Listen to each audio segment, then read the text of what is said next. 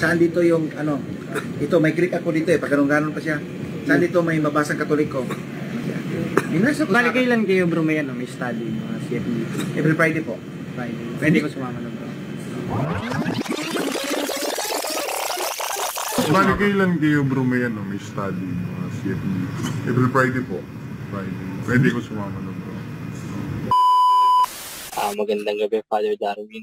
Pasensya na po, bro, Father Darwin, do sa mga nasabi ko nung una. Walang problema, bro. Naintindihan kita. No. That's good. And then, patuloy lang. Walang tigil sa pag-aaral po.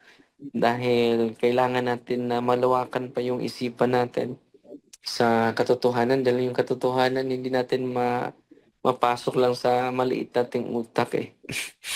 Ang katotohanan ay hindi lang idea, persona, naging tao, si Kristo.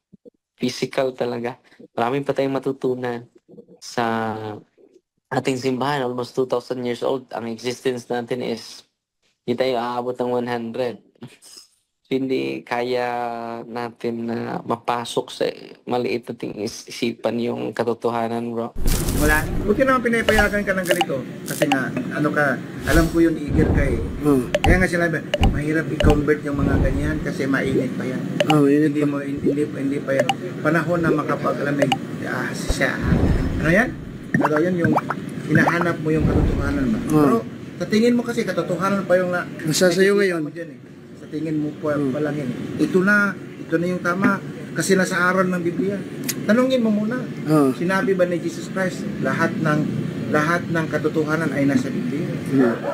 Ikaw, tanungin ko dyan. Sinabi ba ni Jesus Christ? Sabihin mo sa akin. Hindi kita bro, paano yan? Nag-aaral kayo mga CFD? Sige po. May Bible study. May Bible study lang. Meron lang po kami Bible study. Meron din nangangaral sa amin. Ang tawag sa amin, yung tinatawag na libro namin, Mga lecturer, ito sila dito sa ano? Safety Manual, Catholic Faith Apologetics Course. Meaning to say, apologetics, ginagamit naming depensa, sagot sa mga katanungan ng iba't ibang relihiyon. Mga sekta, born again, mga born again. Naaaral na, Baptist. Nakaingwit ko ba ng Baptist? Madami na bro. Sila James. Sino? Dito. James dito, Baptist yan, Alberti Baptist. Nakakwento na pala kayo, nakapasok ako sa bahay nila. Yung papa niya buhay pa, ewan ko lang kung nabutan mo yun, papa niya buhay pa, pinaganong-ganon pa sa akin. Ito, saan dito? May library siya eh. Saan dito? Totoo yan. Hindi ito scripted. Saan dito yung, ano, ito, may click ako dito eh, pag ganun-ganon pa siya. Saan dito may mabasang Katoliko? Binasa ko Bali kailan kayo bro may ano, may study, mga CFD?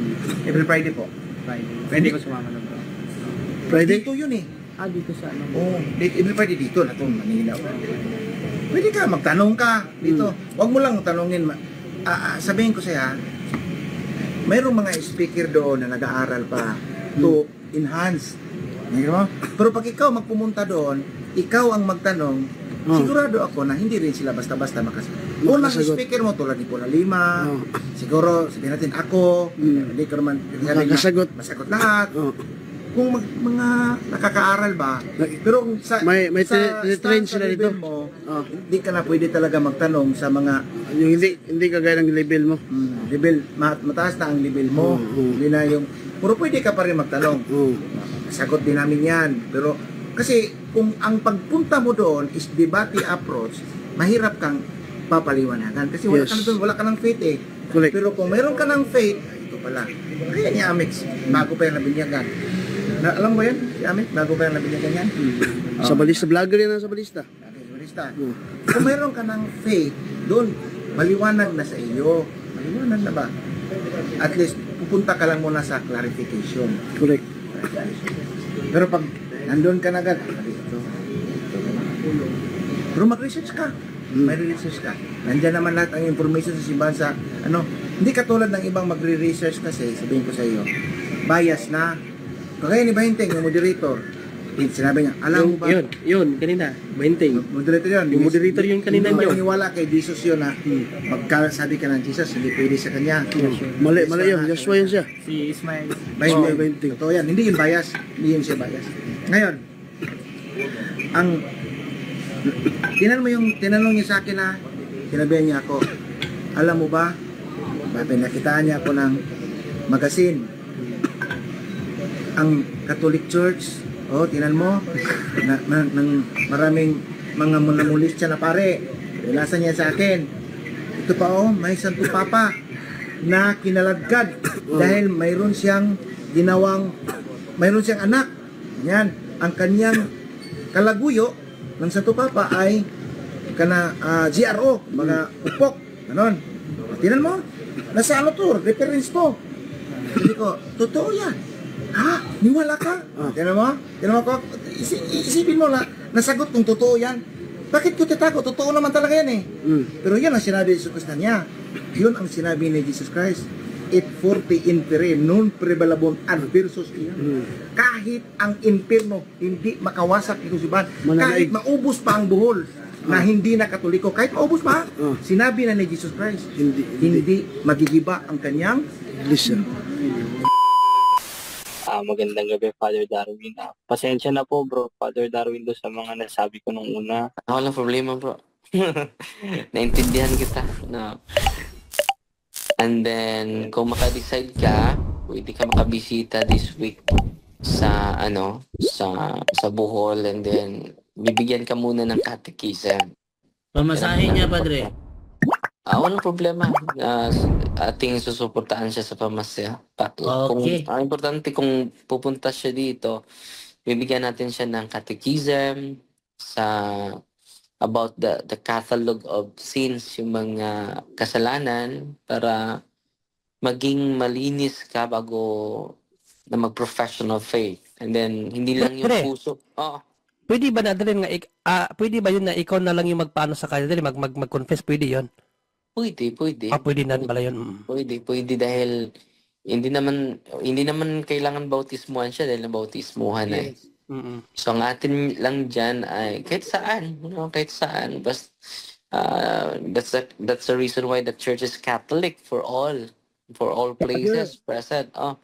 Father, sabi ko nga sa kanya, kung mahihirapan siya malayo, nag-aeroplano pa siya. So, as soon as possible, sabi ko, kahit sa parish priest na lang nila, yung malapit sa kanya. Kasi, pwede din. Oo, kasi kung din. Dyan, malayo, tapos pamasahe, yung parish priest kasi sabi ko, pwede yan, mag-ask ka ng advice. Pwede, bro. Pero ang pinaka-the best is apologetics yung Ang catechism is malayo sa apologetics eh. No, So, mas ganda talaga, Father, na apologetics talaga, no? And Dahil then, may background siya. So tulungan na lang natin siya sa kanyang pamasahe punta dito. Dahil marami itong mga katanungan eh. At hindi ito masagot ng ordinaryong katekista. Hindi ito masagot sa ordinaryong Lalo na mataas na yung niya ba, Padre, mataas na yung wisdom, taka maraming objections yan. Yes. And then yung katekista ay matulala na anong sagot ko dito. So, ngayon, ang team natin na tutulong na lang sa kanya, parang sila Brother Jando, Brother Paul, Brother Kenneth, Brother Kaloy, magbigay sa kanya ng special catechism and apologetics. Catechism and apologetics talaga bibigay natin. Hindi lang apologetics, but catechism also. So yan ang assignment ni Brother Jando pagpunta dito. Siya yung mga CFD natin ang magsagawa ng Brother Jando, catechism and apologetics, hindi lang catechism. So, kung dun siya sa pwede din. Pero dahil nandito na siya, at nandito din tayo. Libre naman pamasaya tayo. Tutulungan natin siya. And then, para mabigyan natin siya ng lahat ng mga katanungan niya ay mabigyan natin. So, ang mga safety lang makasagot sa kanya mga katanungan, hindi yung Father Darwin? Oo. Father Darwin, may nabalitaan din ako, Pads, na hindi lang daw po siya. Balita ko po, 3 po. Ayon po sa napagtanungan ko po. 3 daw po sila. Tama ba yun, Brother Jared? Oo, 3 yun. Paano yan? 3 sila? Nila. 3. Father, Pwede natin, 3 agad. may naman may mura naman yung Manila at Cebu. Manila at Cebu, mura lang. Bohol, Pads. Oo, mag-ano na sila, barko na sila Cebu to Bohol. Mas mura ang pamasahe Manila to Cebu. And then Cebu to Bohol, mura lang ang barko. Pwede naman sa Manila to Cebu sila, and then Cebu to Bohol. At Yun lang. susunduin naman sila sa Panglao. Tagbilaran Port, Father. Yes. At ganun lang. Si Brother Aljan na lang ang Wow, Father Darwin, yes. good news. May tumawag sa akin dito, isang kapuntos, ayaw na niya magpakilala. Sagot na niya po ang pamasahe ni Brother Jared kung ilan sila dyan pupunta. Wow! Kung pupunta na si Brother Jared, kukontakin na lang ni Sister si Brother Jando para Sige. ipadala ang pera. Si Brother Jando nang bahala. Wow. Hindi ko alam kung paano. Basta mayroon lang sasagot sa pamasahe. Wow! Salamat. Si Brother Jun Rian yata. Ay, sorry. Brother, Hindi si Brother Brother Jun Ria? Jun Rian. Hindi. salamat Brother John Ray, ha? May Salamat, tumawag Brother bigla Jando si yan. Padre. Akala ko ano yung concern niyan. Si sister siya, ayaw na niya mapabanggit ng pangalan. Siya daw ang magpapamasahe pabalik sa ball. Wow, good news yan. Father, sabi ko kanina, pag makapunta si Bro Jared at mga kasama diyan sa Bohol, pupunta ako. Pero ang problema kung this week, di ako makapunta dahil this week, simula bukas, pa Davao kami para sa renewal ng mga ministers. At pagkatapos sa Davao, patungo na naman ako sa Ifugao. Ilang araw ka sa Ifugao, bro? Hanggang March 11. Tagal mo doon.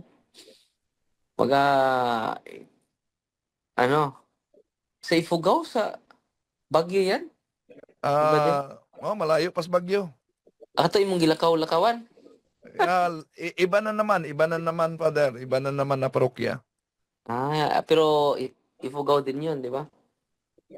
Yes po, Father.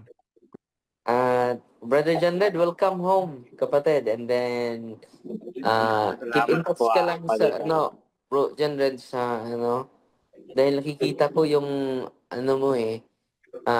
yung pagpunta mo dito, hindi lang tayo dahil nag-retreat kami hanggang Friday pa kami pauwi sa Bohol.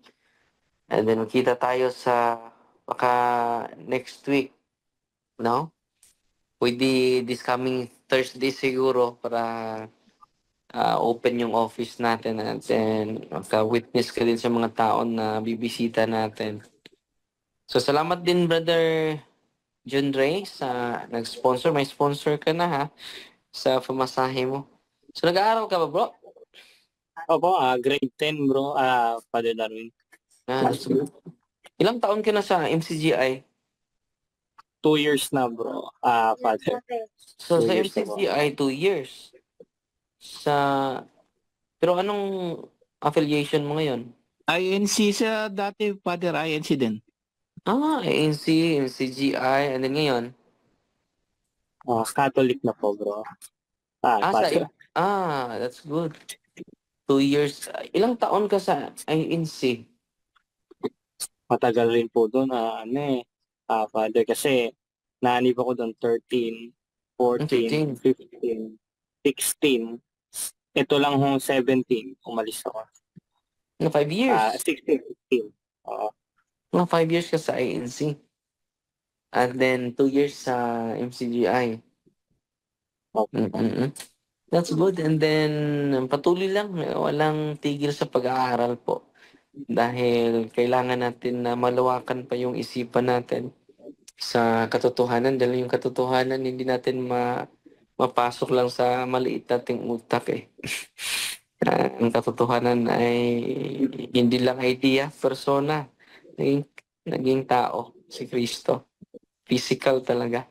Maraming pa tayong matutunan sa ating simbahan. Almost 2,000 years old. Ang existence natin is hindi tayo aabot ng 100. Hindi kaya natin na mapasok sa maliit nating isipan yung katotohanan, bro.